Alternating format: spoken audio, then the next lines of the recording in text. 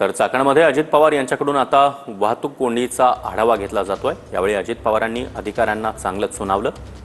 पुणे नाशिक महामार्ग, त्याचबरोबर चाकण तळेगाव, चाकण शिक्रापूर महामार्ग, औद्योगिक वसाहतीमधील वाहतूक कोंडीची अजित पवार यांनी पाहणी केली आहे। आढावा घेतला आमच्या प्रतिनिधींनी, पाहूया। पुण्यातील चाकण औद्योगिक वसाहतीमध्ये वाहतूक कोंडी होत असते आणि याच परिसराची पाहणी करण्यासाठी उपमुख्यमंत्री अजित पवार खरं तर आलेले आहे। या ठिकाणी आपण पाहतो की खरं तर अजित पवार यांचा दौरा सकाळी 6 वाजता सुरू झाला आहे। मात्र या परिसरामध्ये मोठ्या प्रमाणावर वाहतूक कोंडी झाल्याचं चित्र आपल्याला या ठिकाणी पाहायला मिळतं।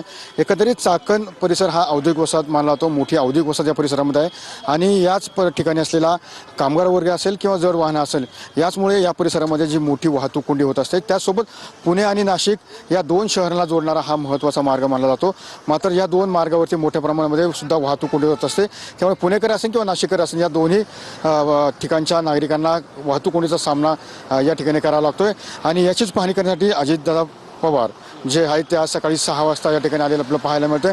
एकंदरीत सकाळचे 6 वाजता सुद्धा या परिसरामध्ये वाहतूक कोंडी होत असते आणि याच सोबत अधिकाऱ्यांना सुद्धा अजितदादांनी खरं तर या ठिकाणी सांगितलं की पीक आवरमध्ये काय होत असेल, अशी परिस्थिती जर सकाळी 6 वाजता मी दौरा करतोय तर 6 वाजता अशा परिस्थितीमध्ये जर होत असेल तर दिवसा काय होईल, असाही प्रश्न खरं तर अजितदादा पवार यांनी अधिकाऱ्यांना उपस्थित करताना आपल्याला पाहायला मिळतंय।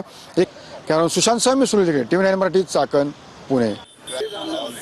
गाड्या थांबतात, ते सगळं आपलं ट्रॅफिक थांबवतात तेव्हा ते ट्रॅफिक थांबलं जो असं नाही ना, मुर्गासारखं गाड्यामध्ये काय रस्त्यात उभ्या करायला लावलं पाहिजे।